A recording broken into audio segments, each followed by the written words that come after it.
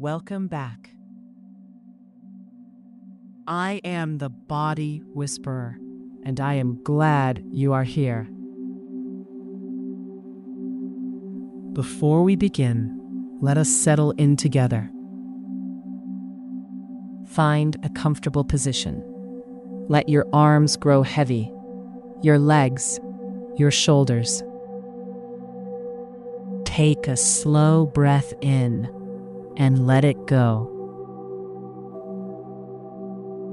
One more, in and release. Good. Now, while you rest here doing nothing at all, something quiet is happening inside you. Your body is working. It always is. Every hour of every day, without ever asking for thanks. I want you to get to know it a little better, to listen to it, to feel it, to appreciate it. Because the more you understand the quiet world beneath your skin, the more at home you feel inside your own body. So come and meet Amylase Amy, one small part of you that keeps working through the night while you sleep. This is the story of 2 hours of your digestive system to fall asleep to. There is nothing you need to do now, nowhere to be, nothing to figure out. Just breathe. Close your eyes if you have not already, and let us begin.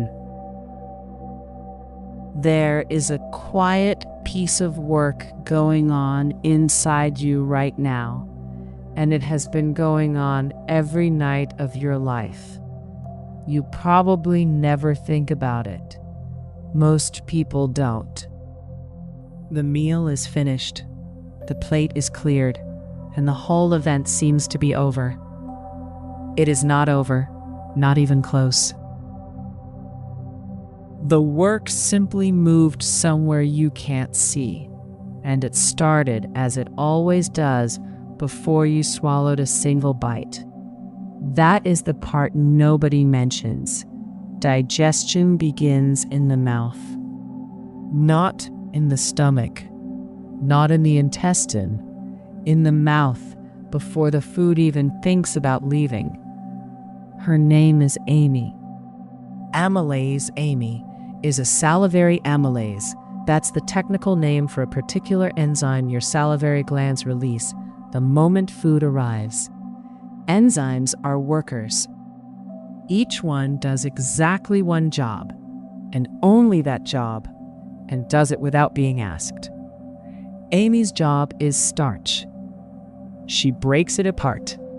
And she has been doing it since the first bite of the first meal you ever ate. Starch is how plants store energy. A potato, a grain of rice, a slice of bread, all of them are packed with long chains of a sugar called glucose, linked together so tightly that your body can't use them as is. The chains need to be cut. That is Amy's work. She moves along those chains and clips them into shorter and shorter pieces, first into fragments called dextrins, and then into a double unit sugar called maltose. Not all the way to single glucose. Just far enough to get the process moving. The rest of the cutting happens downstream, later when the time is right. But Amy doesn't wait for a signal. She doesn't wait to be told. By the time your teeth are grinding a bite of food into smaller pieces, which matters because smaller pieces mean more surface for her to work on. Amy is already there, already turning something the body cannot use into something it almost can. That is the quiet heart of the thing. The fuel your cells will burn, the sugar your liver will store, the energy your muscles will draw on through the night. All of it traces back to this moment.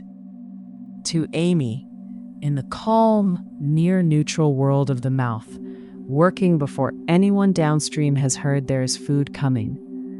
The mouth is, in its way, a remarkably gentle place. Not warm in an aggressive sense, just warm. The temperature is steady. The chemistry is mild, close to neutral, not strongly acidic, not strongly basic. Just right for Amy. She is built for exactly this environment, and in it, she moves quickly and without fuss. She is cheerful about her work in the way that only someone very good at something can be cheerful. Unhurried, certain, chewing for its part, is the mechanical side of what happens up here. The teeth reduce food to smaller and smaller fragments, and every reduction gives Amy more surface to work on. More surface means more contact. More contact means more starch clipped. More starch clipped means more fuel started on its way. Amy has mentioned this to no one. She simply benefits from it. What she makes, those dextrins and that maltose, are not the end product. They're an early draft. They will travel down through the esophagus into the stomach. And at that point, something interesting happens. They stop being Amy's work, at least for a while. The stomach is acidic. Amy, built for the neutral calm of the mouth, cannot function there. She goes quiet. The starch digestion she started simply pauses, mid-sentence, waiting. Further along, in the small intestine, a different amylase picks up the thread. One made by the pancreas, chemically very similar to Amy, but suited for the different chemistry of that space. The work continues. The chain finishes. Single units of glucose are freed at last and cross into the bloodstream, and from there, they find their way to insulin, which ushers them into cells. They find their way to the liver, which stores what isn't needed immediately. They find their way into every tissue that burns fuel through the night. All of it started in the mouth, with one enzyme doing one job, calmly and without ceremony, before the body even knew it needed to begin. There is something worth sitting with in that. The whole long chain of digestion, the stomach, the intestine, the liver, the cells, depends on an opening move that is over before you've swallowed. Amy does not wait to be appreciated. She does not take credit. By the time the glucose she helped release reaches a cell that needs it, she is long gone, rinsed away, replaced by the next wave of saliva at the next meal. She was there at the beginning. She will be there at the next beginning, and the one after that. Amy knows this. So let the night settle in around you now. The meal is long past. The last bite is already a memory, already broken into pieces Amy started on hours ago. What she began is still moving through you, slowly, quietly, following the only path there is. You don't have to do anything. You haven't had to do anything since you swallowed. The body has this well in hand. Let the weight of your limbs settle into where you're lying. The breath is easy. The room is dark, and the work inside you is quiet and steady and has been going on every night of your life. Patient and cheerful and completely without drama. Just Amy at the beginning of everything. Nothing is required of you now. Not thinking, not planning, not remembering, all of it can wait until morning.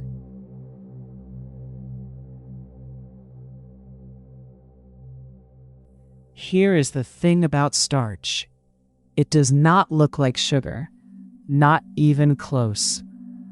A plant builds starch by linking glucose units together in long branching chains, sometimes thousands of units deep. It is, by any measure, a complicated structure. A piece of bread, a spoonful of rice, a single boiled potato. All of it is glucose, technically. But the glucose is locked away, unit by unit, inside a molecule that the body cannot use directly. It has to be taken apart first. And that is where Amy comes in. She is an enzyme. Enzymes are the body's specialist tools, proteins folded into very precise shapes, each one built to do exactly one job. Amy's job is to find a particular kind of chemical bond, the link between glucose units in a starch chain, and break it. Not by force. Enzymes do not force anything. They lower the effort required to break a bond the way a sharp knife lowers the effort required to cut bread. The bond breaks more easily in Amy's presence than it ever would alone. She does not get used up doing this. She does the same thing again and again and again, moving along the chain. What she leaves behind are smaller pieces. Not single glucose units, not yet. That is a later step and a later worker's job. What Amy produces are fragments. There are two kinds. One is called maltose, a double sugar, meaning two glucose units still joined together. The other kind is called a dextrin, a short, stubby chain of glucose units, longer than maltose but vastly shorter than the starch she started with. Maltose and dextrins, that is the output. That is what she sends downstream. It sounds modest. It is, in a way. She has not finished the job. She knows she hasn't. But here is what that modest output actually means. A molecule that was too large and too complex for the body to absorb has become something small enough to be worked on further. Amy is not the last step. She is the step that makes all the other steps possible. Without her, the starch arrives in the small intestine as something close to unworkable. With her, it arrives already broken into manageable pieces, and the workers there, the ones with the enzymes on the intestinal wall that snip maltose into two free glucoses, have a much simpler task. The mouth is a good place for this work. The temperature is steady. The environment is close to neutral, neither strongly acid nor strongly alkaline, and Amy works best in exactly that range. Saliva keeps things moist and a little alkaline, just enough to hold the conditions Amy prefers. The teeth are doing their part too, grinding food into smaller pieces, which simply gives Amy more surface to work on. More surface means more places for her to land and begin. The work goes further in the time available. Time is the part people forget. Chewing takes a moment. And in that moment, before the food has even reached the back of the throat, Amy has already started. She has been in the saliva since the first touch of food. Since before, actually. Since the smell of food or even the thought of it can prompt saliva to flow. She does not wait to be introduced to the starch. She is already there when the starch arrives. That is a kind of readiness that most systems do not have. The stomach has to be triggered and warmed up. The small intestine takes its cue from what the stomach sends. The pancreas responds to signals from further along the line. But Amy is already working before any of those systems have registered that a meal is happening. She is the advanced team. She is one quiet worker ahead of the whole operation. And then the food is swallowed. The chewed, saliva-coated, partially broken down bolus. A bolus simply means the soft lump of food ready to swallow, moves down the esophagus and into the stomach. The stomach is a different world entirely. It is acid, strongly acid by design, because the stomach's main work is protein, and protein digestion needs that environment. Pepsin Paul, the stomach's chief enzyme, is built for exactly those conditions. He is at home in the acid. Amy is not. Salivary amylase stops working in acid. Not injured, not destroyed in any lasting sense, simply stopped. The conditions are wrong. The shape Amy needs to do her job depends on a stable chemical environment, and the stomach's acid disrupts that. So, starch digestion pauses. The maltose and dextrins Amy made are still there, mixed into the stomach's contents. But the making of more of them, the continued breaking of longer starch chains, simply waits. Paul has noted this, in his way. He does not apologize for the acid. The acid is not negotiable. Amy, for her part, took the news a long time ago and seems to have made her peace with it. The pause is not a failure. It is a handoff in waiting. Further along, in the small intestine, the acid will be neutralized and conditions will shift. And pancreatic amylase, a close chemical cousin of Amy's own enzyme, will pick up exactly where she left off. The same tool, a different hand. Amy knows this. She knew it from the start. Her part of the work is the beginning, the quiet, cheerful, unhurried beginning. And beginnings do not need to be finished. They need to be right. That is enough. It was always enough. You are drifting now, slowly and gently, the way a small boat drifts from the shore. No hurry, no direction to hold.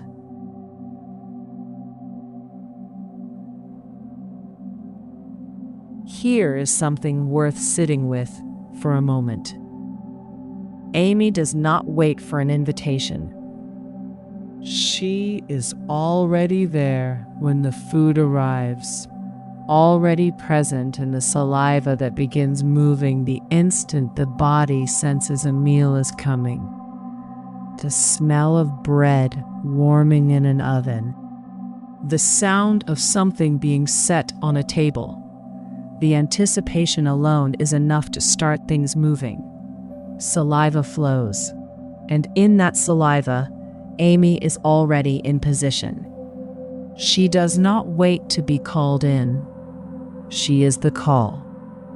Now, the starch she works on, it helps to know what that actually looks like in the way biology sometimes makes you feel as though you are finally seeing something clearly for the first time. A plant builds starch the way a long rope is coiled. The individual units, glucose molecules one by one, are linked into chains that can run for hundreds or even thousands of units before they end. Plants do this because they need a stable way to store energy. They cannot leave loose glucose floating around. It has to be organized, packed, held. So they build it into a structure called starch. Two forms, actually. One form runs in long, mostly straight chains, the structure called amylose. The other branches repeatedly, like a river delta seen from above, a structure called amylopectin. Both of them land in the mouth as part of a bite of bread or rice or potato or any food the plant world has to offer. And both of them are Amy's work. What she does, quietly, without ceremony, while the teeth are still doing their mechanical half of the job, is locate the bonds between glucose units and break them. Not the whole chain at once. She works along the chain, releasing smaller fragments as she goes. Some of those fragments are 2-unit pieces, a double sugar called maltose, 2 glucose molecules still linked together. Some are slightly longer pieces that have not yet been cut all the way down, fragments called dextrins, meaning they are partway through the process, waiting for the next stage. The teeth, meanwhile, are doing what teeth do, breaking the food into smaller physical pieces, creating more surface for Amy to work on. More surface means more chains exposed. More chains exposed means more places for her to begin. The relationship between chewing and Amy's work is exactly that simple. More thorough chewing gives her more to work with. The work that follows moves more smoothly as a result. There is no complicated way to describe it. It is mechanical preparation meeting chemical work, and the two are designed for each other. Amy knows this. Here is the part that makes you understand why the pause, the one that comes later in the stomach, is not a flaw.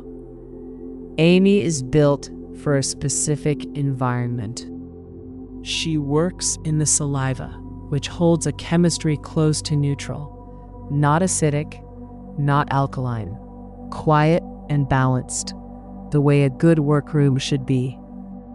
Her shape, and for enzymes, shape is everything, is tuned precisely to that neutral world.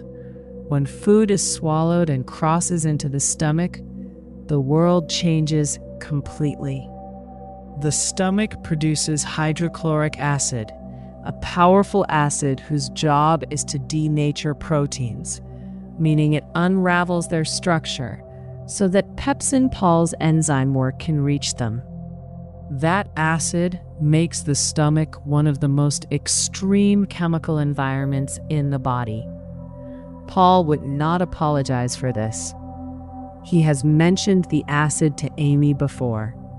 She was not surprised. In that acid, Amy's shape shifts just enough that her active site, the specific groove where starch chains bind so she can break their bonds, no longer fits the way it should. The key no longer turns the lock, and so her work pauses, not because she failed, because the environment changed, as it was always going to. This is called pH sensitivity. Every enzyme has a range of acidity in which it works, and outside that range, the structure changes just enough to stop it. When Amy is washed out further along, past the stomach and into the small intestine, her structure could recover. But by then, it does not matter, because pancreatic Pete is already there, already producing an amylase of his own, chemically the same tool, ready to pick up where the saliva left off. The pause between Amy's work and Pete's continuation is not lost time. The starch that Amy partially broke down, the maltose fragments, the dextrins, those are waiting in the mix of food and stomach contents, unchanged, until the acid environment gives way to the gentler chemistry of the small intestine. Pete receives them still partly processed.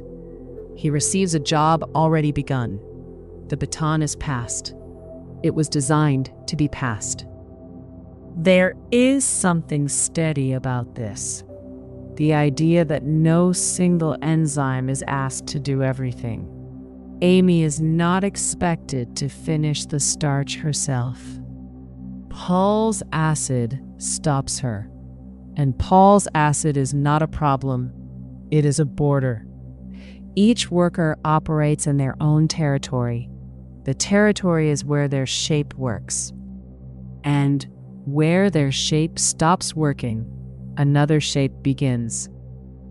This is how the body avoids asking any one part to be responsible for all of it. Division of labor, old as biology itself. Reliable because it is distributed. It did not make the work simpler. It made it dependable. You are further from waking now than you were a few minutes ago. That is the whole direction of travel, just down and quieter.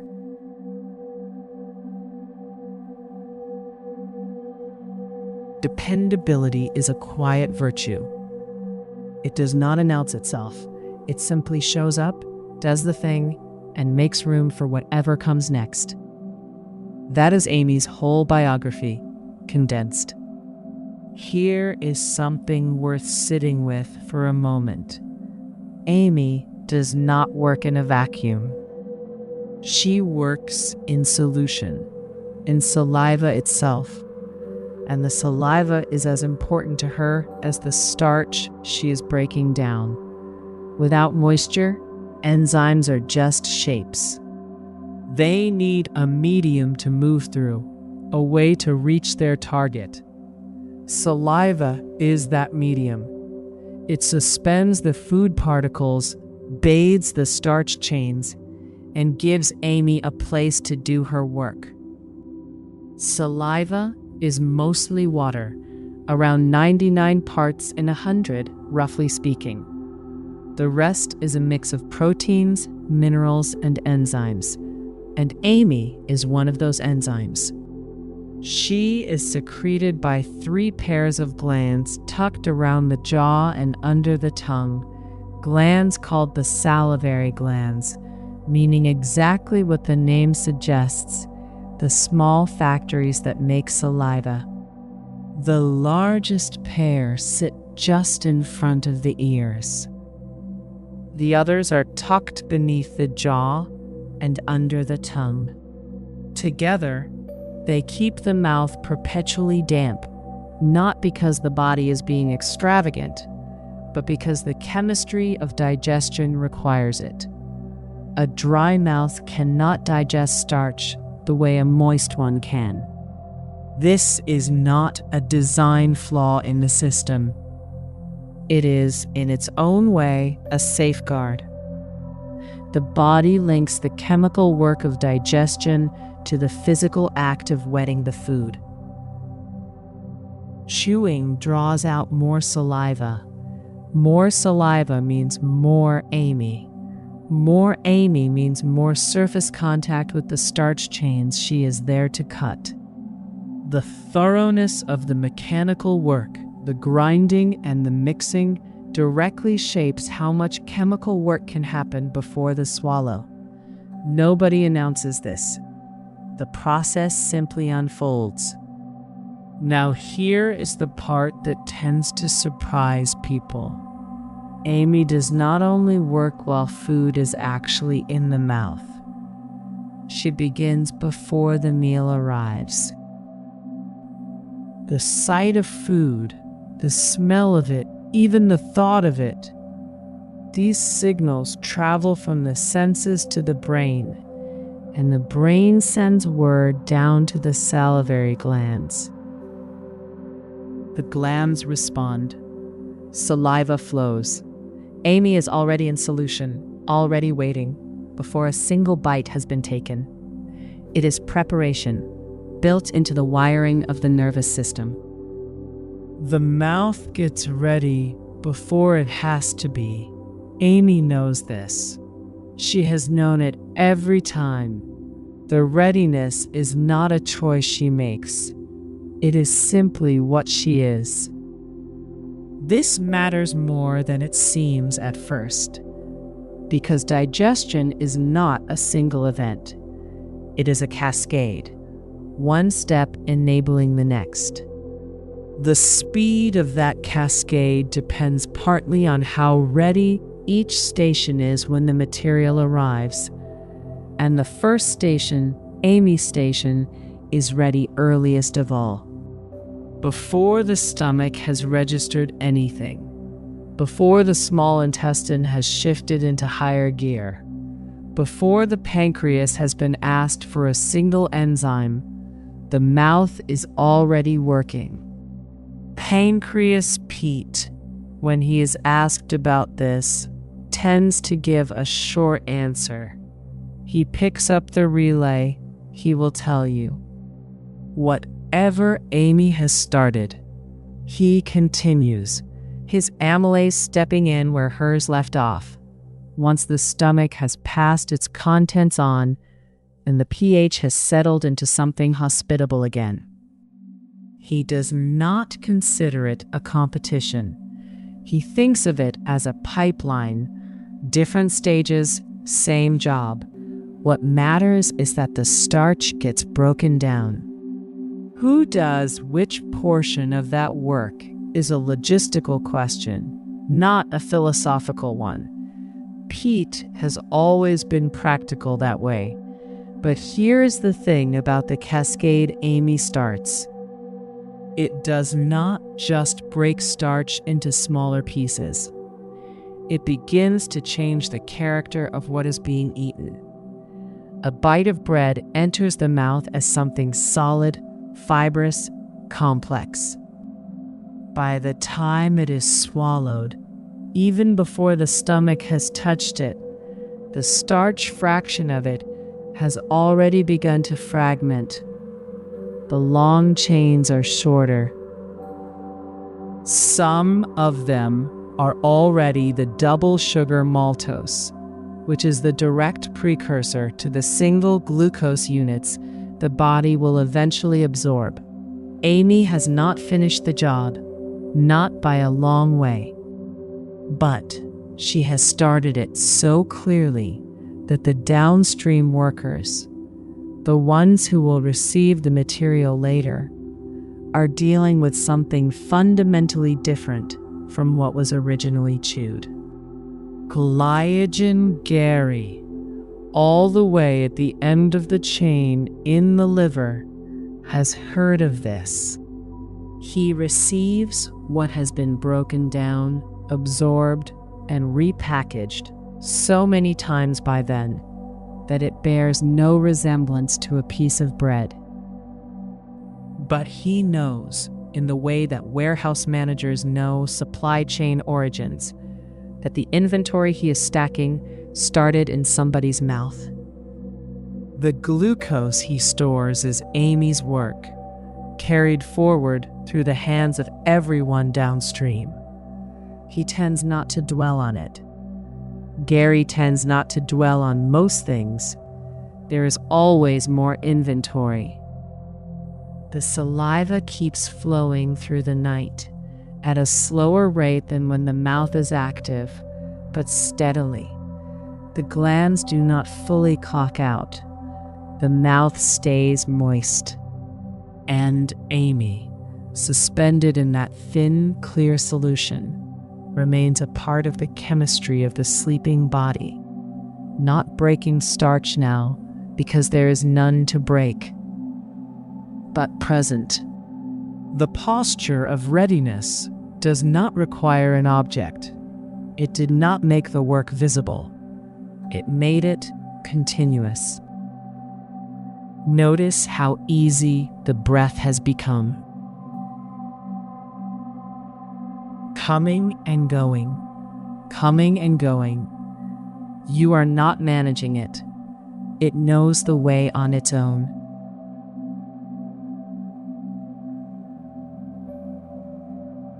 The saliva keeps moving, even now, even while the jaw is still and the tongue rests heavy against the bottom of the mouth. The glands do not require chewing to keep the mouth faintly moist. That is a different job. The moistening is maintenance. The amylase is business. Here's the thing about starch that most people never quite picture. It is not a powder. It is not a grain. At the level where Amy works, starch is a structure, a long coiled architecture built from glucose rings linked end to end, the way a paperclip chain runs in a straight line or branches out into smaller chains hanging off the main one. Plants build these structures to store their own energy. A potato holds its fuel this way, a grain of rice, a crust of bread. Every one of them is a dense, tightly packed arrangement of glucose, locked up behind bonds that the body cannot absorb directly. The glucose is in there. It is just not free yet. Amy's job is to free it. She does this by finding a specific kind of bond, the link between one glucose ring and the next, called an alpha-1,4 glycosidic bond, meaning the chemical handshake between sugars in a straight part of the chain. She slides into that bond the way a key fits a lock, and she breaks it. Not all of them, not at once, but enough and quickly enough that by the time a bite of bread has been chewed and gathered into a soft mass called a bolus, meaning the rounded lump ready to be swallowed, the starch inside it has already been partly dismantled. What comes out of that dismantling is not yet glucose. That matters. Amy does not produce single sugar units. She produces 2-unit sugars called maltose, and she produces short-chain fragments called dextrins, which are stretches of starch too short to be the original molecule, but too long to be absorbed as is. These are the handoffs. These are the pieces she passes downstream. Paul gets the bolus next. Pepsin Paul, a rounded pink-red enzyme blob who runs what he freely describes as a demolition operation, works on the stomach, and his environment is built on acid. Hydrochloric acid drops the stomach's interior into a range that is useful for breaking down protein, but entirely hostile to Amy's chemistry. Paul does not apologize for this. He mentioned it to Amy once, early on. She understood. the acid is not personal, it is structural. When the bolus arrives in the stomach, Amy's work stops. Her active site, the small groove-shaped region of her structure, where the bond breaking actually happens, changes shape in that acid. Not destroyed, just closed the way a hand curls into a fist. She cannot grip the starch chain when her hand is closed, so she waits, essentially inert, inside a meal she already started working on. Amy knows this. She has always known it. The pause is not failure. The stomach is not the end of starch digestion. It is a waiting room.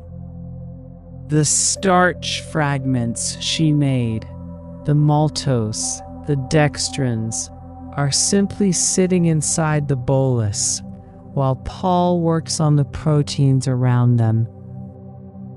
He is not fast in the way Amy is fast, but he does not need to be. His timing is his own. And then the stomach passes its contents forward in controlled amounts into the small intestine. The environment changes.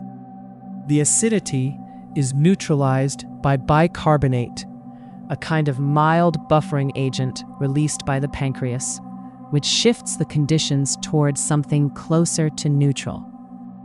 And into that neutralized space, pancreatic Pete releases his own amylase. Pete is an elongated pale cream figure, wide at the head, tapering towards short legs, and he is never entirely off the clock. He manages 2 jobs at once, all the time. He handles blood sugar signaling through the insulin side of the pancreas, and he handles digestive enzymes through the exocrine side. His amylase is chemically the same tool Amy uses, the same kind of active site, the same bond-breaking approach. Pete does not call this sharing, he calls it receiving. The relay baton, in other words, has been in the air since Amy first broke a bond inside the mouth. Pete simply catches it. He picks up the dextrins and the maltose Amy left behind, and he finishes the job, breaking those fragments down the rest of the way until what remains are single glucose units, small enough to be absorbed through the lining of the small intestine and passed into the bloodstream. That is when Ivan enters the picture.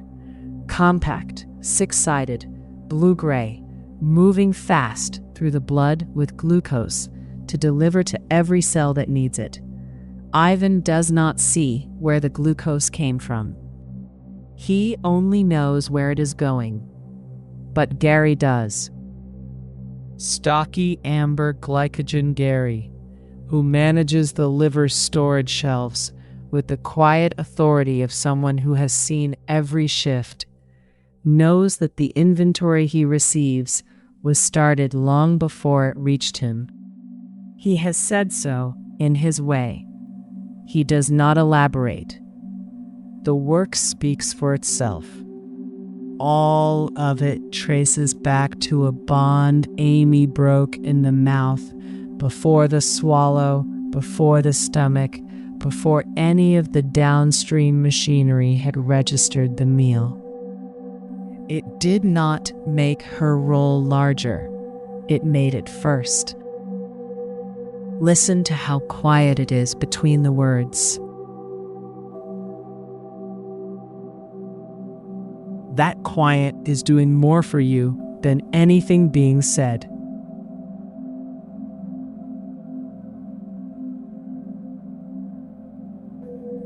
There is a particular kind of patience that looks like speed. Amy has it. When food arrives in the mouth, she does not wait for a signal to come down from some central office. She is already there, already working.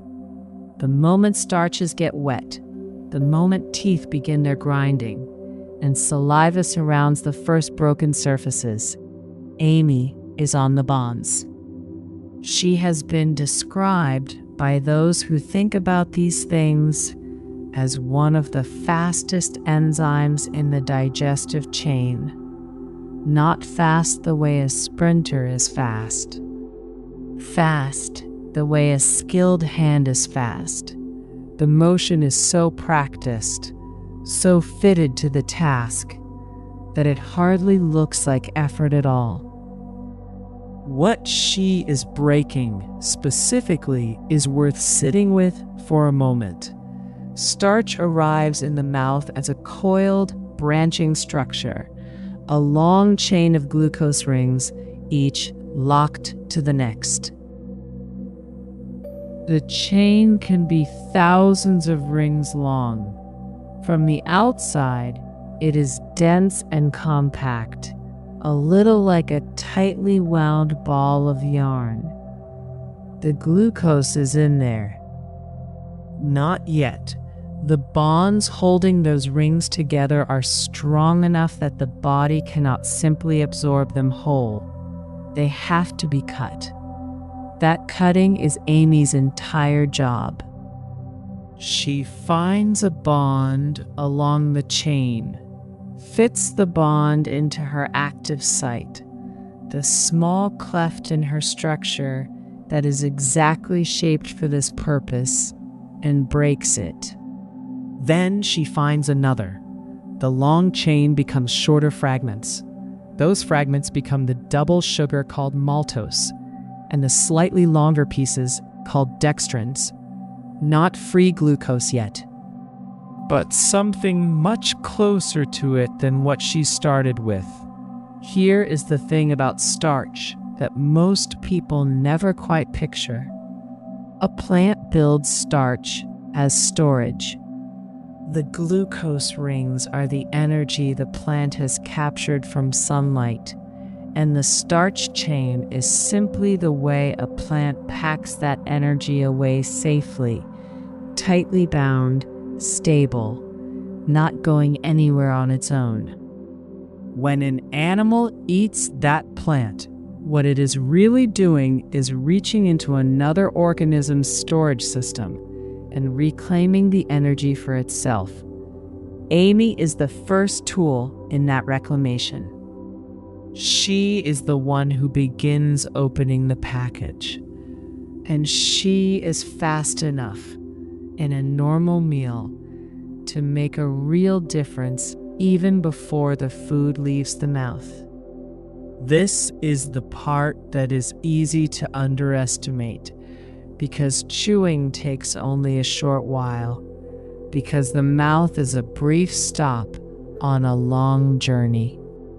It would be natural to assume that Amy, working in that small window, is only doing something symbolic, a preliminary gesture before the real digestion happens further along. That is not quite right. By the time a swallowed piece of food reaches the stomach, Amy has already reduced a meaningful portion of the starch she has touched. The long chains are shorter. The coiled structures are more open. The surface that Pete's pancreatic amylase will later work on has already been increased by what she has done here. She hands the work forward in better shape than she received it. More thorough chewing gives her more surface and more time. That is qualitative, not a formula. There is no magic number of movements. The point is simply this: a piece of food that has been chewed well is a piece of food Amy has had more access to. She does not need much, but more surface means more bonds within reach, and more bonds within reach means more cuts made, and more cuts made means more of the work done before the stomach's acid draws the curtain. Paul, running his demolition operation down in his stomach, does not think about any of this. His acid environment is not arranged around Amy's convenience. He has his own work, protein chains to unravel, his own active site to keep running, and the pH of his workplace is what it is. He has mentioned to Amy, in whatever way enzymes communicate anything, that he is not apologetic about the acid. She has never asked him to be. The handoff to Pete is the design. Paul's acid is part of it. Amy knows this. What the starch chain is, then, is a kind of locked room. And Amy is the one who first turns the key. She does not open the door all the way. She loosens the lock, passes the key to Pete in the small intestine, and Pete finishes the opening. The single glucose units that eventually enter the blood, the ones Ivan will carry to cells, the ones Gary will stack into warehouse shelves in the liver and muscle. Those units were always locked inside the plant's starch chain. Amy is the first one who touched the lock. Not because she was assigned to it, because she was there. That is the quiet fact at the center of all of this. The digestive chain runs for meters, involves dozens of enzymes, crosses several organs. But it begins here, in the warm, wet neutrality of the mouth, with a single enzyme doing a single job with extraordinary efficiency before the rest of the body has registered that a meal is underway. First does not mean most. It does not mean loudest or largest or most celebrated. It means the thing that had to happen before anything else could. It did not make her indispensable in isolation. It made her the origin. There is no next thing. Nothing waiting on the other side of this moment. Just the weight of the blanket and the slow, easy breath.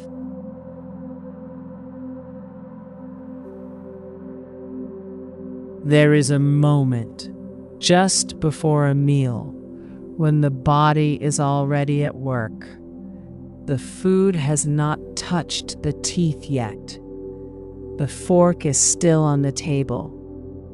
And yet, the salivary glands, 3 pairs of small factories tucked around the jaw and beneath the tongue, are already releasing fluid, already sending Amy out ahead of the meal.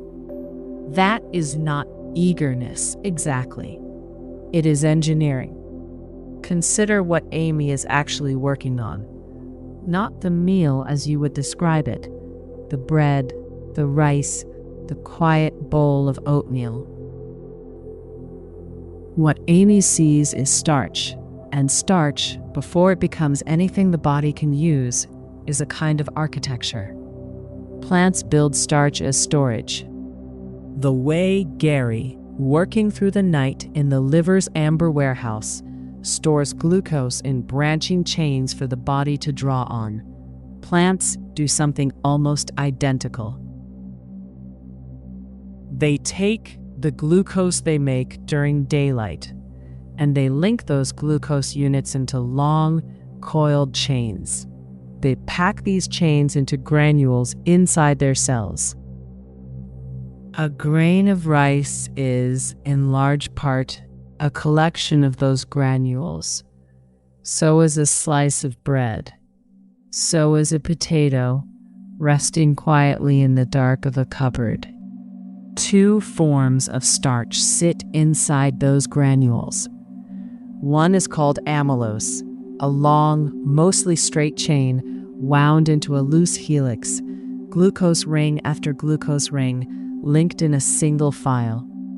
The other is called amylopectin, wider, more branched, something like a river delta seen from above, with dozens of side chains splitting off the main trunk at regular intervals. Most of what we eat is the branched kind. Amylopectin makes up the bulk of most plant starches. The straight helix, amylose, is the quieter minority. Amy handles both. But she handles them differently. And this is where the story gets interesting.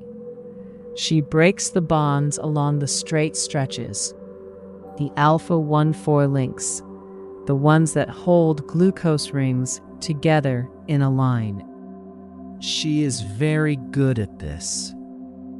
She moves along the chain the way a reader moves along a sentence, snipping connections as she goes, releasing 2-unit fragments, the double sugars called maltose, and short dangling pieces called dextrins.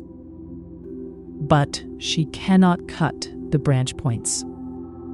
The junctions where one side chain meets another are held by a different kind of bond, an alpha-1,6 link, and Amy's active site simply does not fit there. Those branch points pass through her reach unchanged. This is not a flaw. It is a boundary.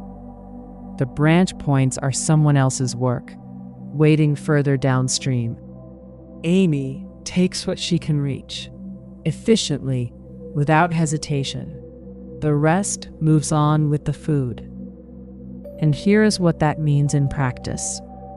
When Amy is working, during the brief window of chewing, before the food is swallowed and the stomach's acid brings everything to a halt, she is loosening the architecture of the starch. She is not dismantling it entirely. She is opening it up, breaking it into smaller pieces, increasing the surface area that the next worker will find waiting. Pancreatic Pete, arriving later in the small intestine with his own amylase, chemically the same tool, drawn from a different source, will find a simpler problem than he would have otherwise. The coiled helices have already been unraveled. The long chains have already been shortened. What remains is manageable. Pete would not say he is grateful. He is simply aware of what he receives, and he works with it. That is the nature of a relay. The baton arrives with momentum already in it. There is something worth sitting with here in the quiet. Starch is, at its core, stored sunlight. A plant captures light, uses it to build glucose from air and water, a process called photosynthesis, meaning making something with light, and then locks that glucose into starch chains for its own future use. When an animal eats the plant, it breaks those chains back open and uses the glucose for its own energy. The sun's work, the plant's work, Amy's work, Pete's work, Ivan's work, Gary's work, it is all one long, unbroken chain of custody, stretching from a field in summer to a cell in your finger in the dark. Amy is one link in that chain. She knows exactly which link she is. Her job is not to finish anything. It is to begin.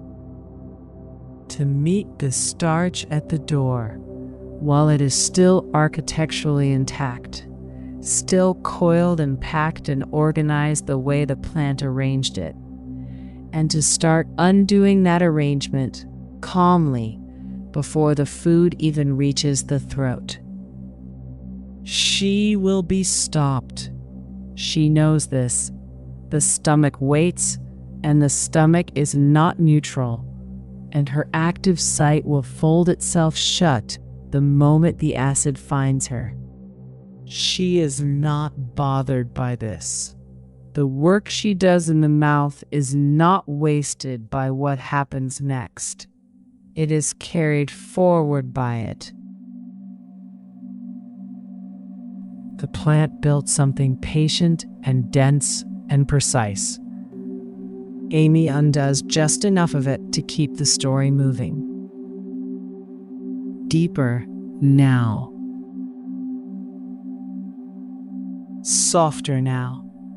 The breath keeps its own slow time, in and out, without any help from you.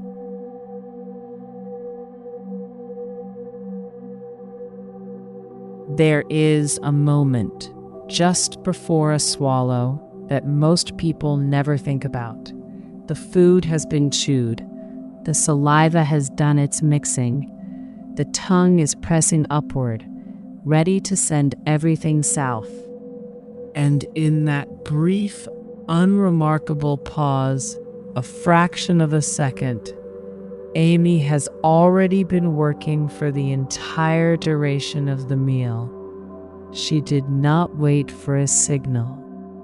She was already there. Here is what nobody really tells you about saliva, and about Amy in particular. She is not just a worker. She is also, in a quiet way, the mouth is lined with taste receptors, small sensing structures on the tongue and the soft palate that detect the basic qualities of food. Sweet, salty, bitter, sour. A fifth one called umami that signals protein. But underneath that sensory performance, something else is happening. As Amy breaks starch into maltose, that double sugar, 2 glucose rings held together, some of those maltose molecules brush against the tongue's sweet receptors, not intensely. Not like sugar dropped into a cup of tea, just enough to register. A faint, flowery sweetness. You have probably noticed this without naming it. A piece of plain bread, held in the mouth a little longer than usual, starts to taste faintly sweet. That is not imagination. That is Amy working, and the mouth tasting what she has made. The body pays attention to this signal. A mild sweetness at the mouth level, well before any glucose has reached the bloodstream, begins a cascade of preparation. The nervous system takes note. The pancreas, where Pete works his dual role managing both digestion and blood sugar, receives early whispers through nerve pathways that carbohydrate is incoming. Not a flood of information. The kitchen has received the order. The warehouse is being notified. The delivery driver is being paged. Ivan, downstream and professional as always, does not yet know the size of the shipment. He simply knows something is moving. The rules are simple, he would say. You prepare before you need to. Waiting is its own kind of delay.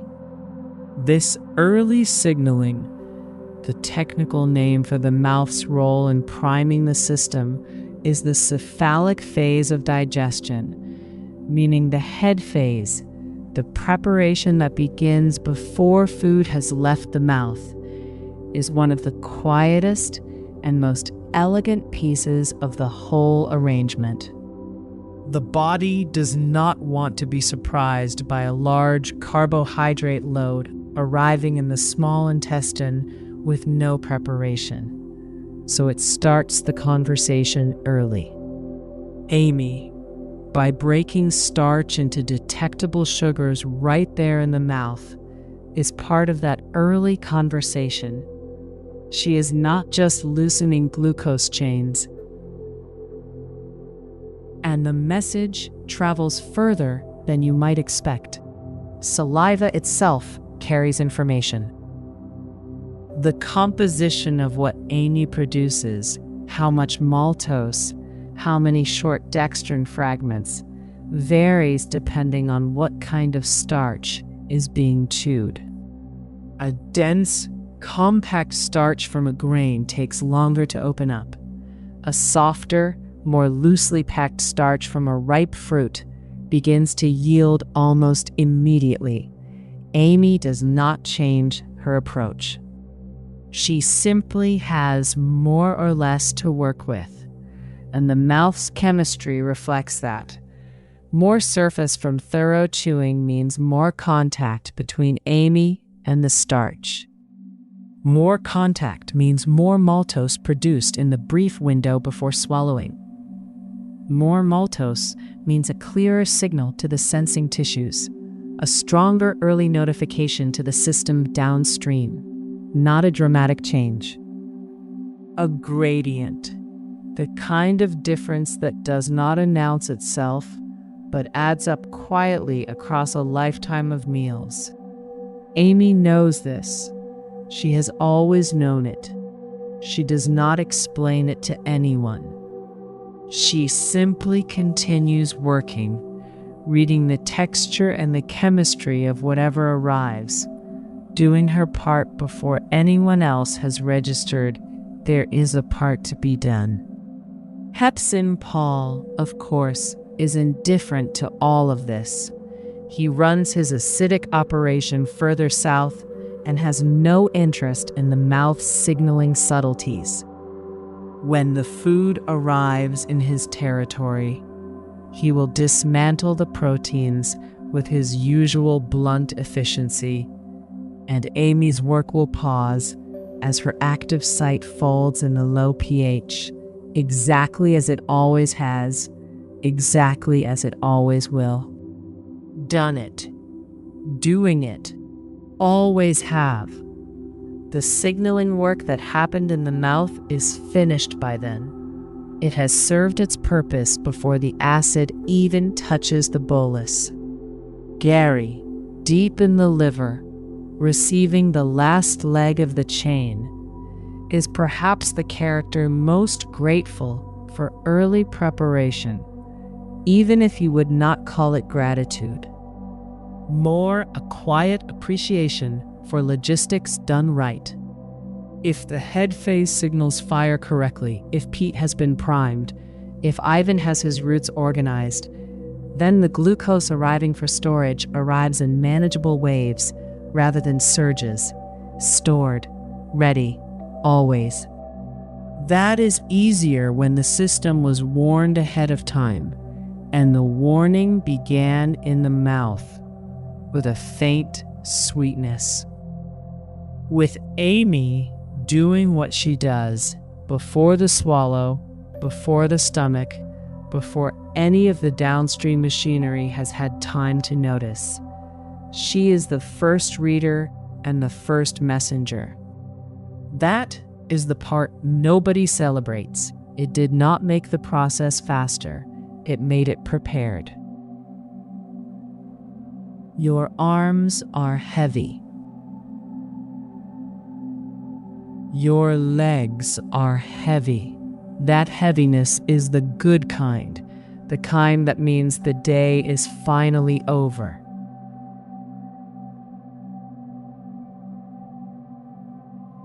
There is something worth sitting with, right here in the ordinary act of chewing. Most people think of it as the beginning, the moment food enters and the body takes over. And that is partly right, but chewing is not a single act. It is two acts happening at once, side by side, one mechanical and one chemical, and they are designed to help each other.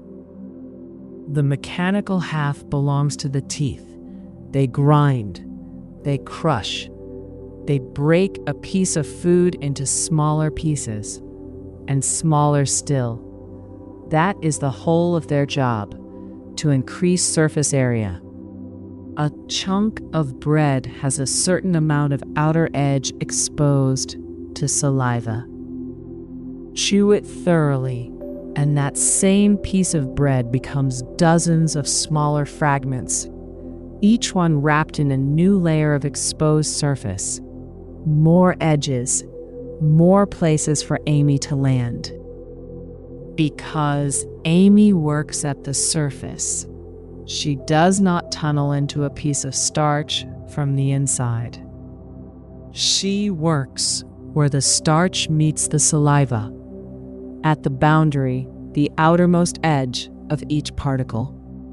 So when the teeth increase the surface area of the mouthful of food, they are not simply making food smaller.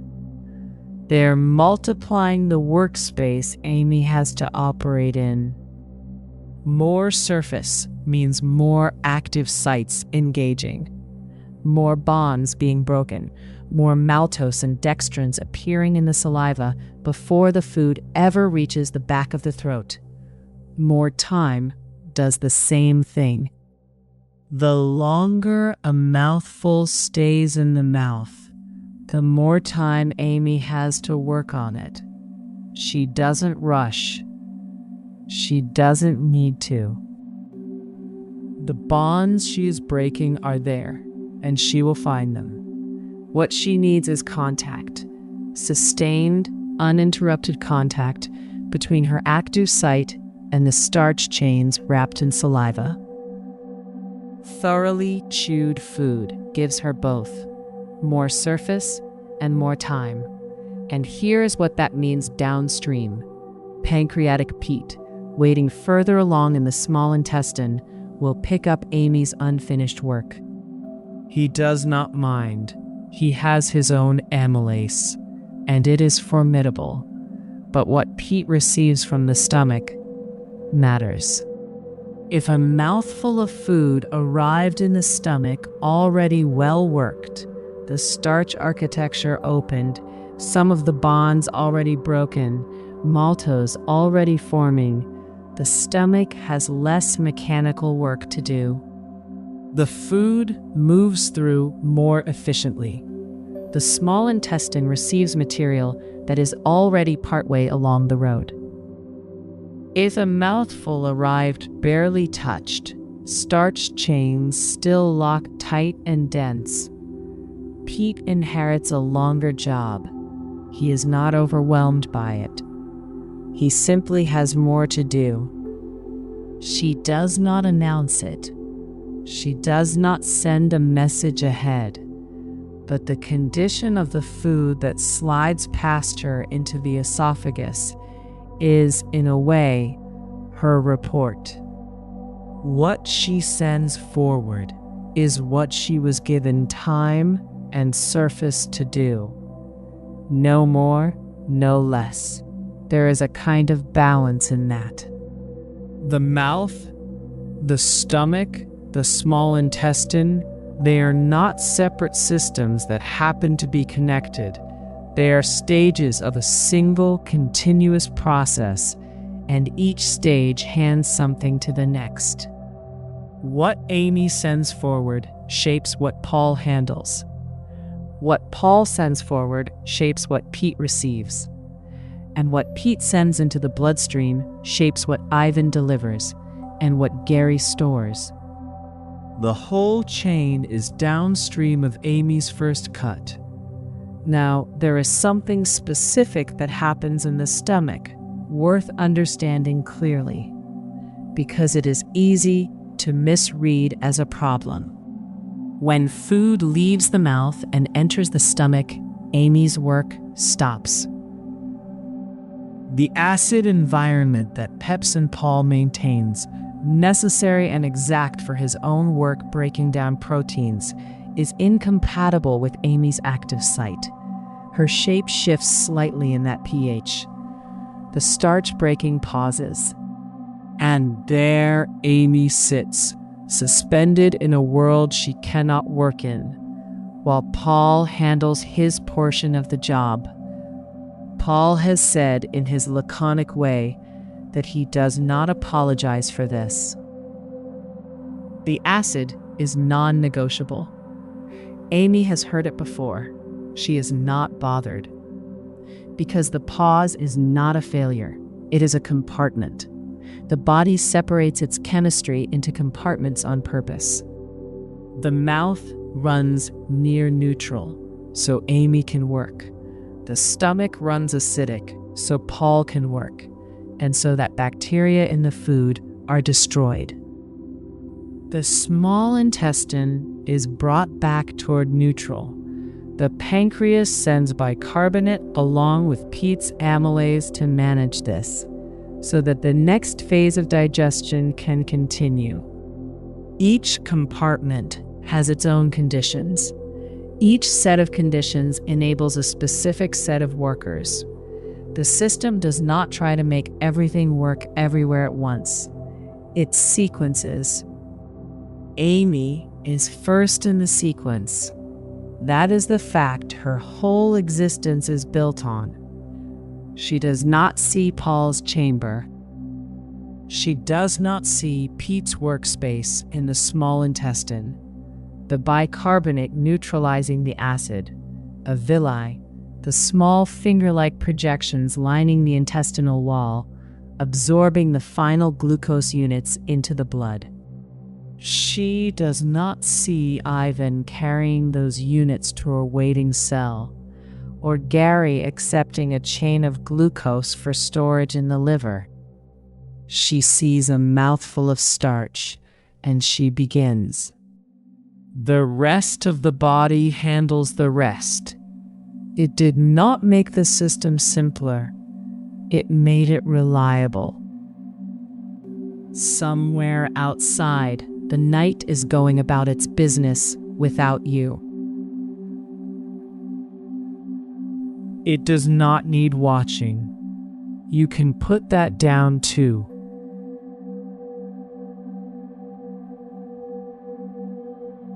Reliability is a quiet virtue.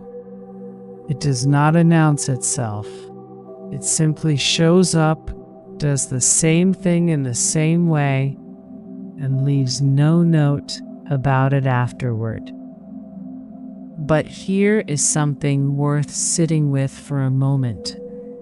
Amy does not work alone in the mouth. She works inside a solution.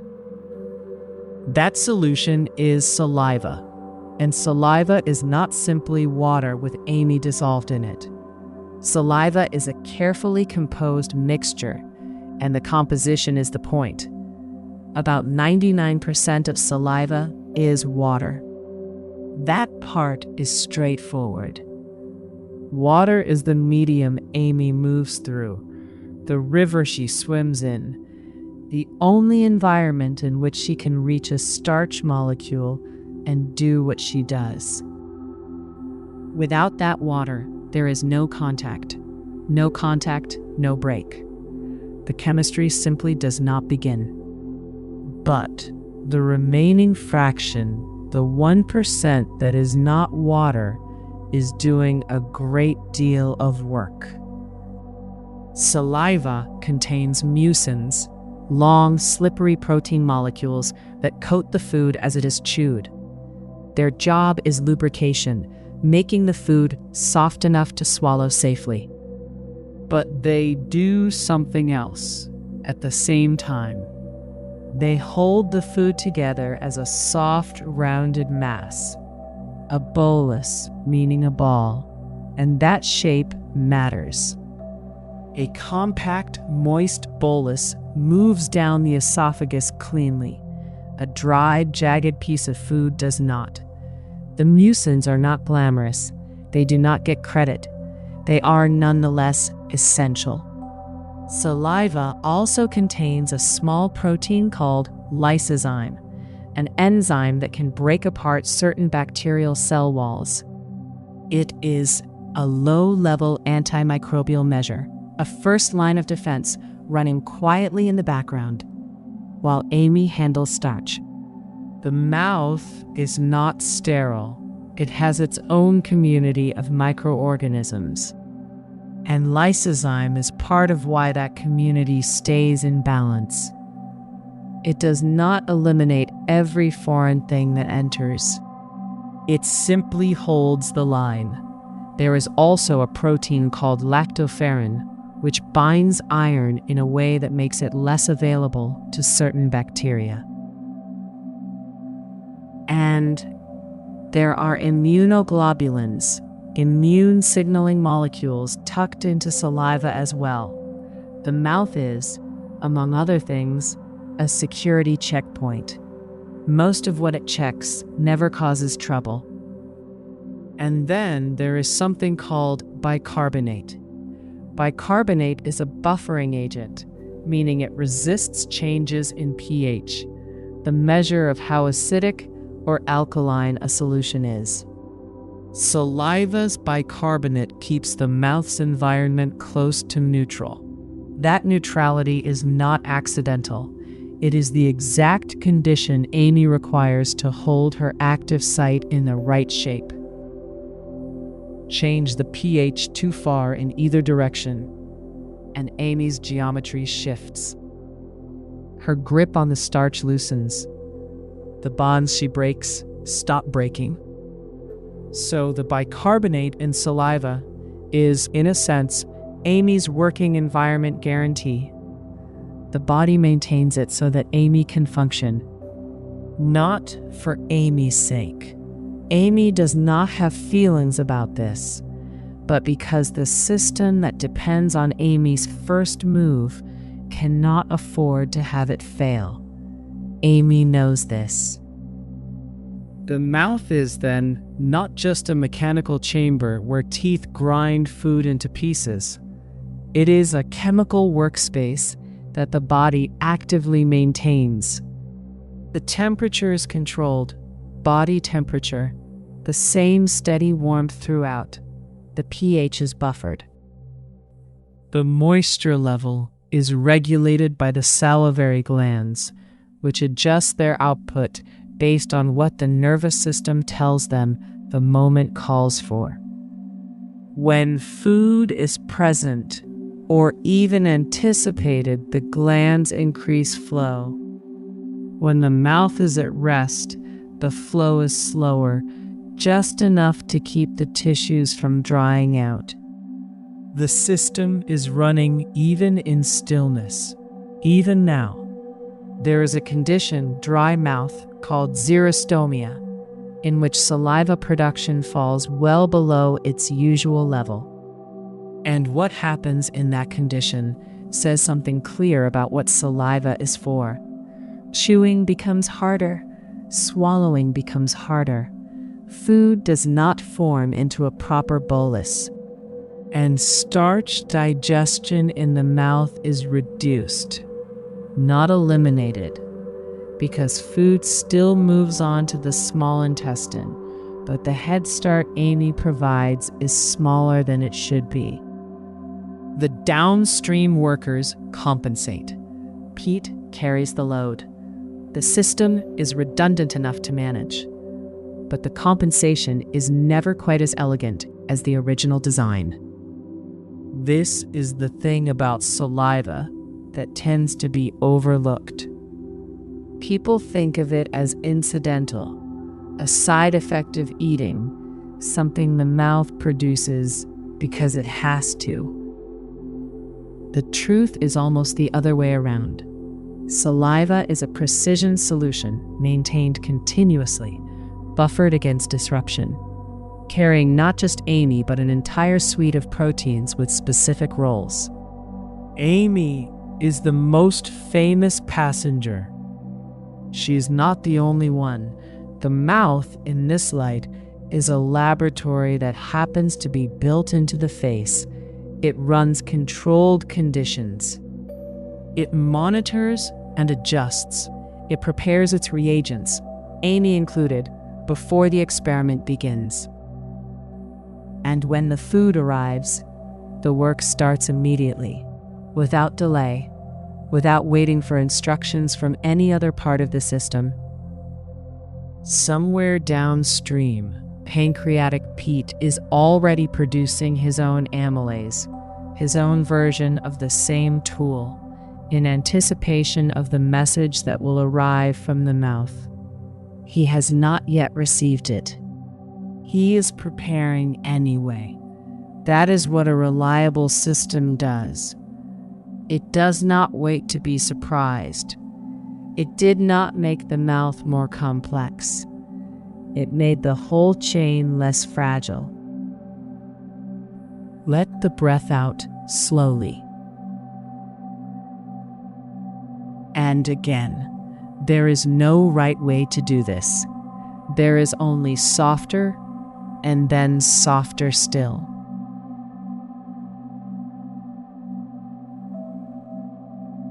So far, we have watched Amy work in her corner of the world, the warm, near-neutral mouth, its saliva precisely buffered, its surfaces constantly refreshed. She breaks starch. She does it quickly. She does it before anyone downstream has noticed the meal. And then the food moves on, and she moves with it. And then she stops. Here's the thing about that stop. It is not a failure. It never was. What Amy leaves behind when the bolus, the soft-shaped package of chewed food, crosses into the stomach, is not abandoned work. It is a head start. The starch she touched in the mouth is already different from the starch that first arrived on the tongue. Some of its long coiled chains have been opened. Some of its alpha-1,4 bonds, the links between glucose rings and the straight portions of the chain, are already cut. What was a long, tangled rope has become in places shorter lengths. Maltose and dextrins, not glucose yet, but closer. Pete is aware of this. Pancreatic Pete, the pancreas, that elongated organ tucked behind the stomach, running two entirely separate departments at once, produces his own amylase and releases it into the small intestine. It is chemically the same tool Amy uses, the same mechanism, the same target, the same bond. Pete does not think of it as doing Amy's job. He thinks of it as receiving a relay baton. He never says this aloud. He simply picks up and continues. Still working, as Pete would put it, still working.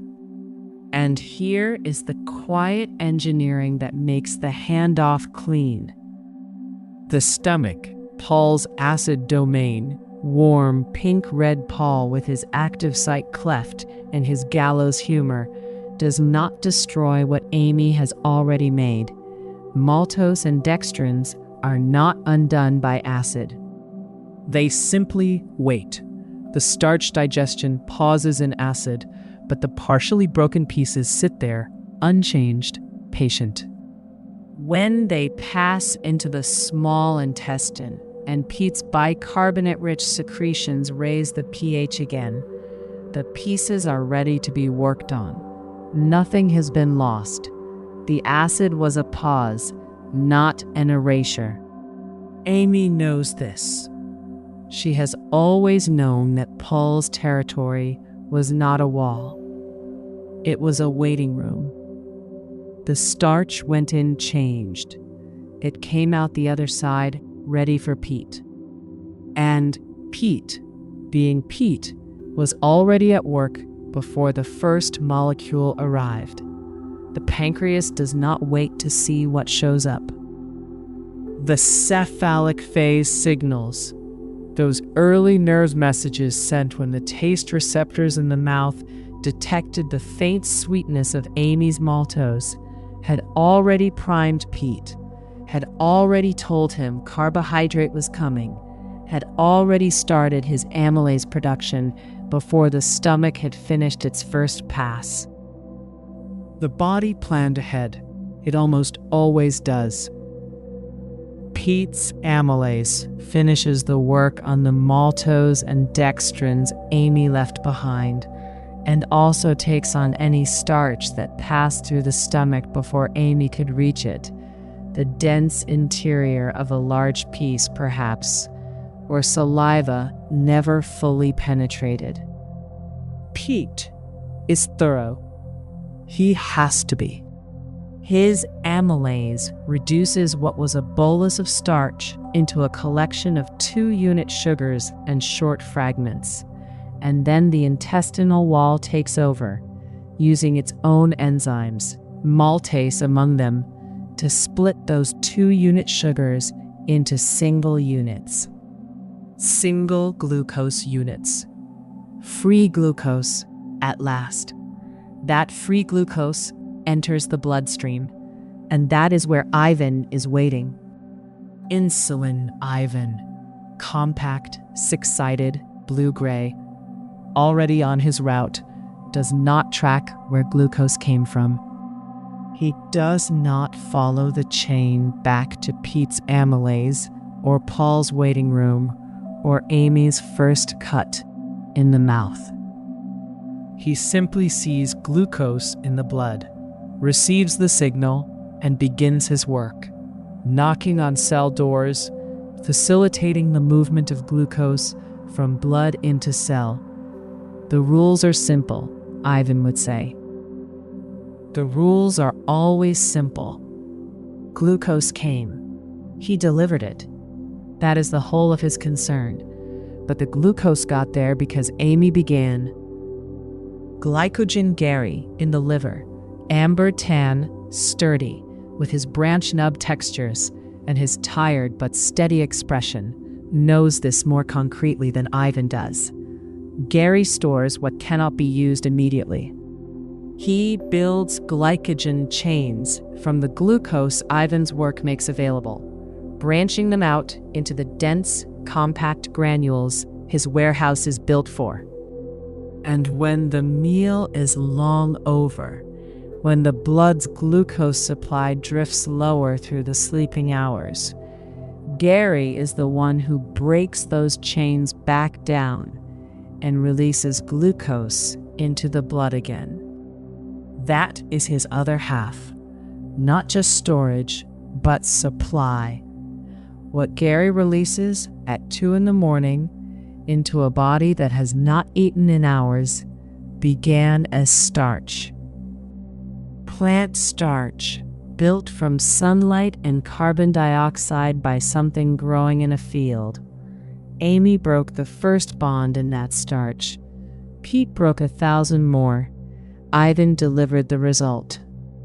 Gary warehoused what was left over and is releasing it now, quietly, into the blood, so that the brain and the heart and the slow breathing of a sleeping body can continue through the dark. The chain is that long, and it is that ordinary. It did not begin with a dramatic event. It began with saliva meeting starch in the quiet of the mouth, before the first swallow, before the stomach knew anything was coming. It was not a spectacular opening. It was exactly the right one. Warmth is spreading through the shoulders, down the arms, into the hands, slow and even, like heat through a room.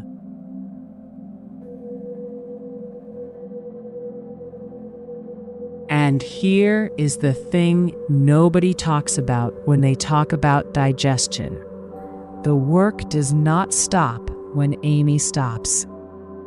What she leaves behind, the maltose, the dextrins, those short-chain fragments she has already pulled loose from the long-coiled starch. Those pieces do not dissolve into nothing when the stomach's acid floods in. They are not destroyed. They are not lost. They simply wait. Suspended in the middle of a chemical environment that cannot touch them, they ride through Paul's domain intact, patient, ready to be used the moment conditions change. Paul, for his part, is focused elsewhere. His job is protein. The hydrochloric acid he maintains, and the pepsin enzyme he activates in that acid. That combination is built to unwind the tight coils of dietary protein and begin breaking them apart. Paul does not concern himself with maltose. He is laconic on the subject. He has mentioned to Amy more than once that the acid is not personal. So Paul works his side of the room, and Amy's products sit untroubled. This is worth pausing on, because it sounds like it shouldn't work. A biological workspace that actively halts one enzyme, salivary amylase, while leaving that enzyme's products completely unharmed. The acid is destructive enough to unfold proteins. And yet maltose, a simple 2-unit sugar, and dextrins, those short glucose fragments, pass through without incident. They are chemically stable in that environment. The stomach's acid is not indiscriminate. It is calibrated. It does precisely what it needs to do and leaves the rest alone. The stomach empties gradually. That is by design as well. The pyloric sphincter, a ring of muscle at the stomach's lower end, small and deliberate, opens and closes in short pulses, releasing the contents a little at a time into the small intestine. Not all at once, just enough, then a pause, then a little more. The rate is regulated by signals from the intestinal wall itself, telling the stomach to slow down if the next chamber is not yet ready. And the next chamber, when it receives its portion, changes the chemistry immediately. The small intestine is not acidic. The pancreas, Pete's domain, releases bicarbonate along with its digestive enzymes, and that bicarbonate neutralizes the incoming acid almost immediately. The pH rises, the environment shifts, and the conditions that stopped Amy cold become conditions that would have suited her perfectly, except that by now, Pete has already taken the relay baton. Pancreatic amylase is the enzyme Pete contributes. It is, as has been noted, chemically very similar to what Amy carries. Same family, same mechanism, same target. The alpha-1,4 bonds linking glucose units in a chain. Pete's amylase picks up the dextrins and the maltose fragments and continues the work Amy started. It does not know there was a pause. It simply acts on what it finds. And then, at the intestinal wall itself, one more set of workers takes over. Brush border enzymes, small specialized proteins embedded in the cells lining the small intestine, do the final cutting. Maltase splits maltose into 2 glucose units. Other enzymes handle their own specific fragments. By this point, the starch that entered the mouth as a long branching architecture has become individual glucose molecules, single unit and ready for absorption. Ivan is waiting on the other side of that wall. He does not think about where the glucose came from. He has rules, and the rules are simple. Find the glucose, bind to the receptor, open the door, deliver. He does not trace the chain back through Pete's neutralization event, or Paul's acid chamber, or the bolus riding down the esophagus, or Amy's first quiet cut in the mouth. But the chain is there. Every unit Ivan delivers was started by Amy. She broke the first bond.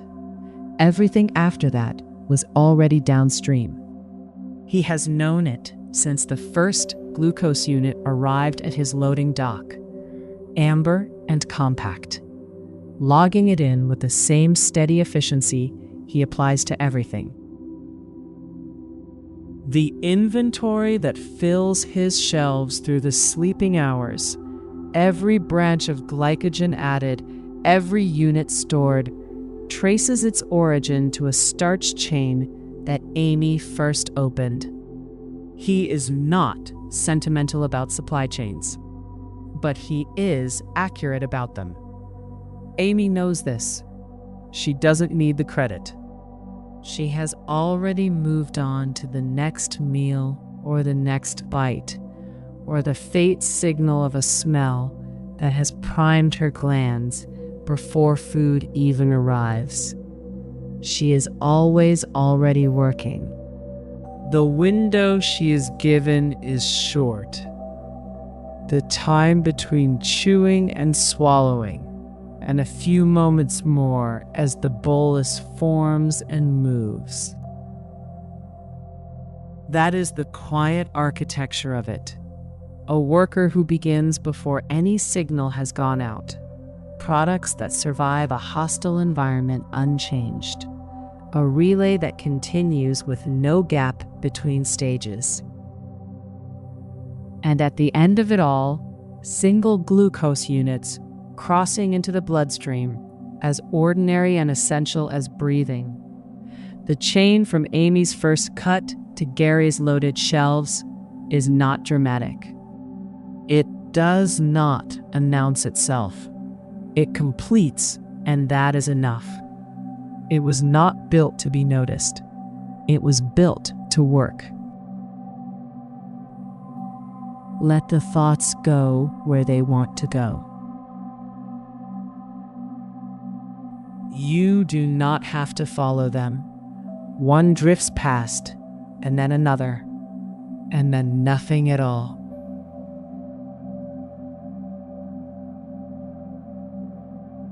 And here is where the night gets very quiet. Not silent. The body is never silent. But quiet in the way that only the deep hours can be, when the outside world has gone still and the inside world has settled into its oldest, most reliable rhythms. Amy has done her part. She did it the moment chewing began. Before the stomach had warmed to the meal, before the small intestine had opened its doors, before Pete had sent out a single enzyme or Ivan had knocked on a single cell, Amy was already there, already working, already turning the long coiled chains of starch into something the rest of the body could use. She did not wait for permission. She did not need to. That is what she is for. Think of it this way. Every piece of bread, every grain of rice, every quiet, starchy thing a person has ever eaten, it all passed through that same first moment. The mouth, the saliva, the gentle breaking of bonds, every single time. Amy was there for all of it. She always will be. And Pete picked it up. Where Amy left off, Pete continued. Not because Amy failed, but because the design called for two hands on the same work. The baton passes. The starch keeps breaking. The glucose keeps coming free. And Ivan took those glucose units to the doors of waiting cells, one by one. No hurry in the telling of it now. That is the work of the afternoon, of the hours after the meal. By now, in the deep of the night, Ivan has settled into a slower pace. The deliveries are fewer. The signals are quieter. The body is borrowing from what has already been stored. Gary holds it. He has always held it. The glucose that Amy started, that Pete finished, that Ivan delivered, Gary has it in the warehouse now. Warm amber shelves, steady and full. He is releasing it slowly, just enough, the way the body has asked him to. Not too much, not too little.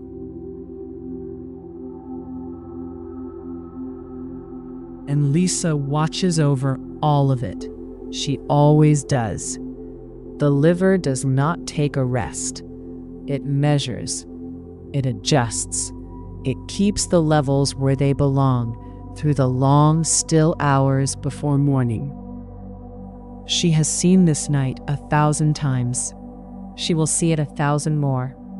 Her expression is exactly the same each time. Steady, unhurried. Here. There is something worth sitting with in the quiet.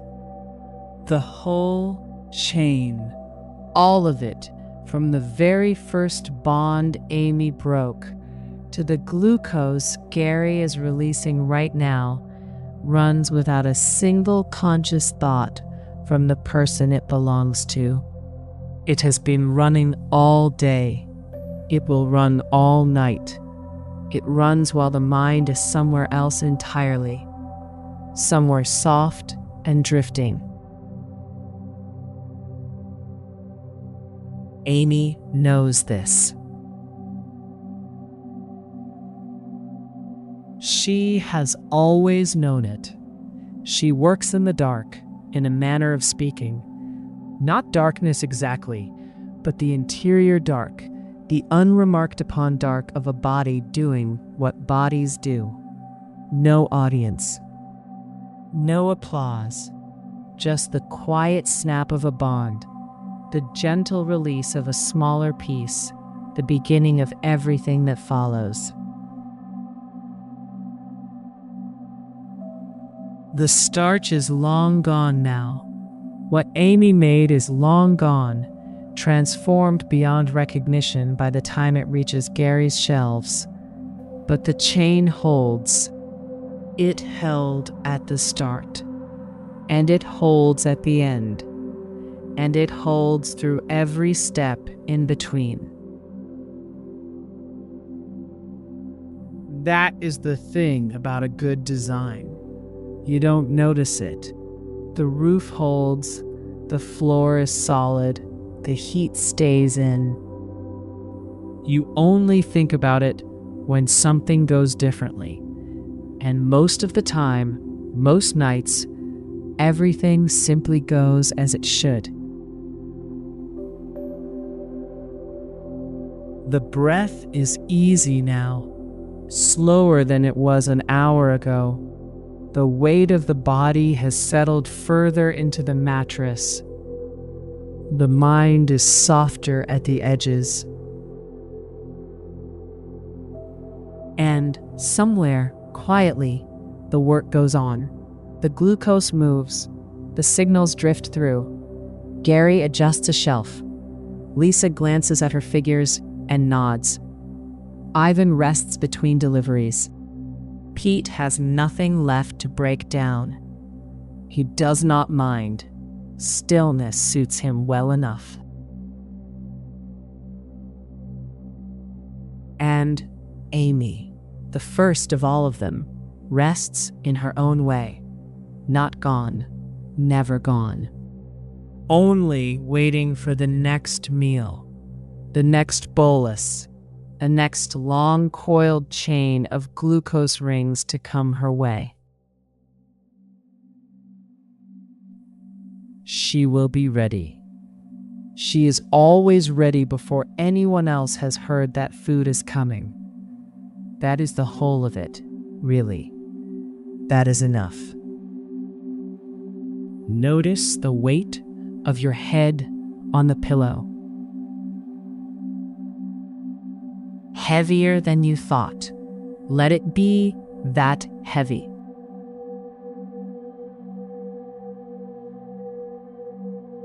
That is the whole of it, really. That is enough. And now, the night is deep. Deep in the way only the small hours can be. The world gone quiet, the breath gone slow, the body already doing what it has always known how to do. Nothing is waiting. Nothing needs deciding. The work is already underway, the same as it has always been, the same as it was last night and the night before that. Somewhere in the mouth, the job is already done. Amy finished her part before the meal was even swallowed. That is how she works. Always ahead, always ready. Her piece of the puzzle set down before anyone downstream even picked up the next one.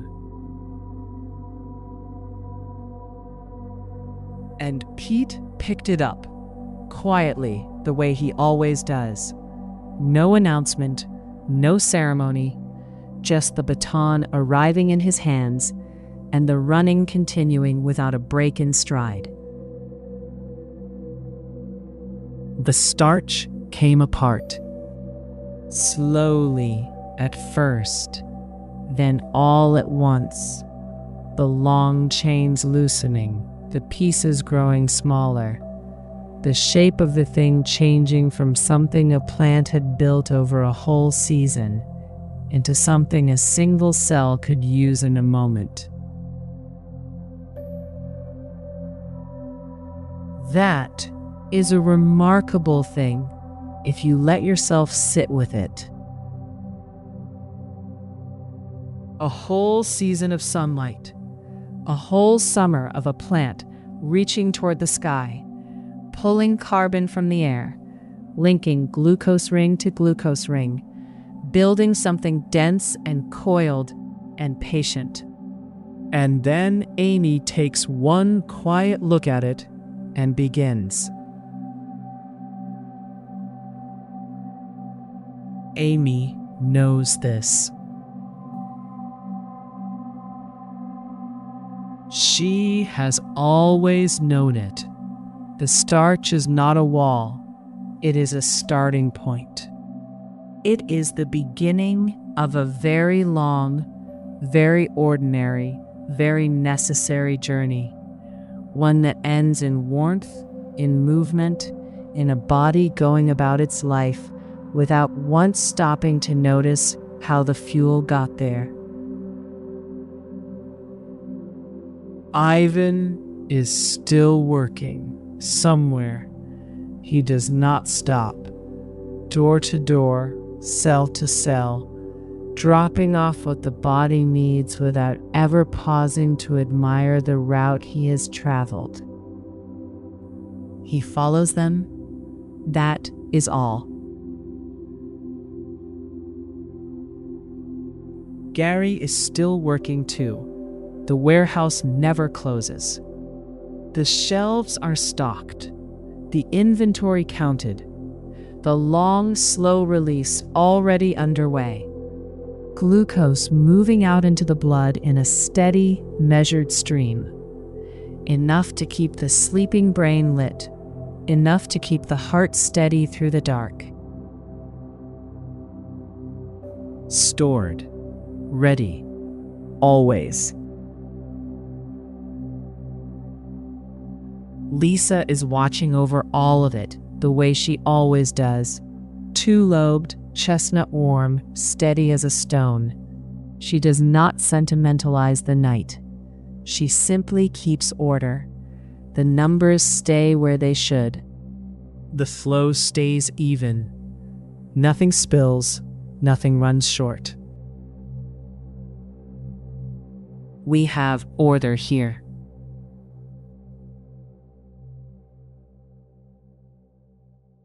And Paul is quiet now. His acid holds steady in the dark, patient and unhurried. He has finished his work on the last meal. The demolition is done for now, and even Paul, in his laconic way, has gone still. Done it, doing it, always have. All of them are in their places, all of them carrying on without a single instruction from the mind that is now, finally, drifting towards sleep. The body does not need to be reminded.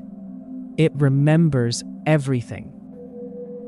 It has remembered everything since before any of this was understood, since before any of these workers had names, since before anyone knew what starch was or why it had to be broken down before it could become something useful.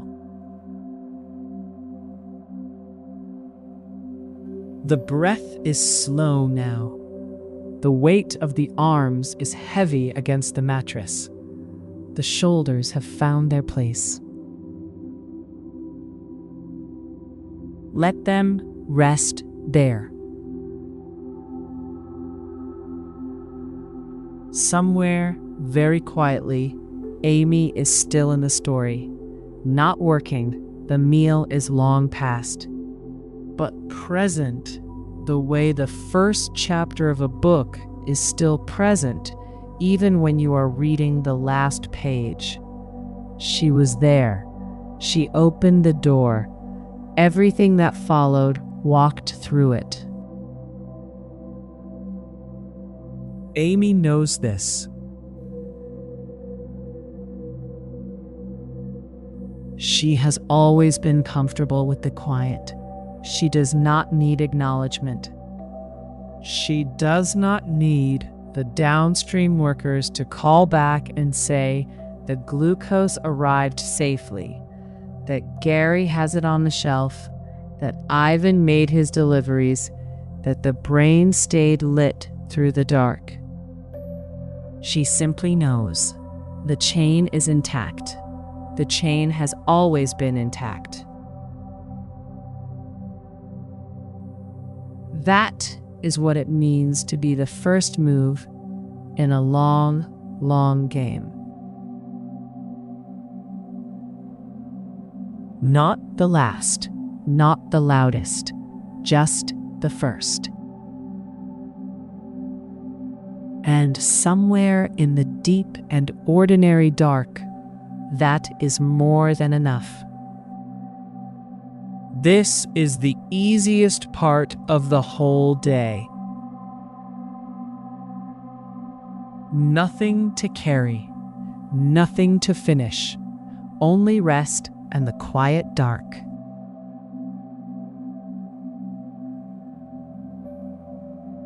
Just the first. And somewhere in the deep and ordinary dark, that is more than enough. The night has grown very still now. The breath is slower. The weight of the limbs has settled into the mattress, like something finally set down after a long carry. The body is not waiting for anything.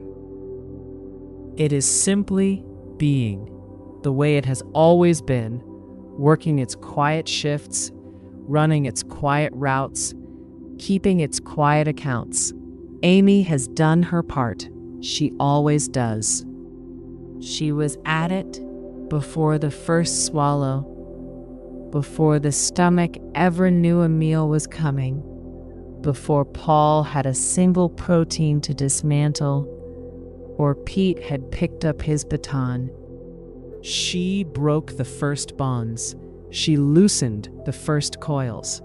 She handed the pieces forward without ceremony, without announcement, without anyone asking her to. And then the acid came, as it always does, and she stepped aside. Not a failure, a design.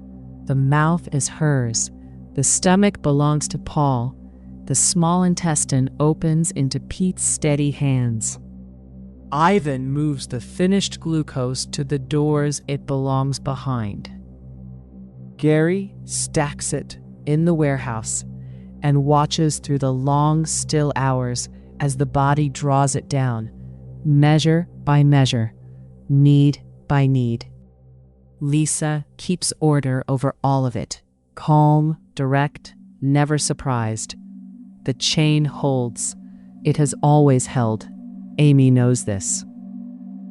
She knows it the way a first worker always knows, not by watching the end of the line, but by trusting that the pieces she passes forward are the right shape for what comes next.